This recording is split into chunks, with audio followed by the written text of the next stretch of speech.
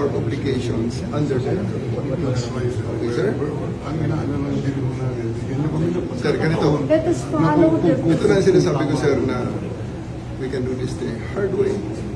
We can do this the easy way. The easy way, sir, is for you to choose 3 people to accompany PR to the plane. May bus dyan, and he's going to the plane. Okay, sir. The hard way. What plane is this, sir? Ma'am, chartered flight.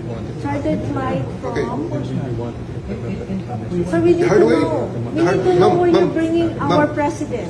Ma'am, the hard way. Sir, we need to know. Please give Ma'am. us information Makinig ka muna, ma'am. where you are bringing Wala sa pay grade ko yan, ma'am.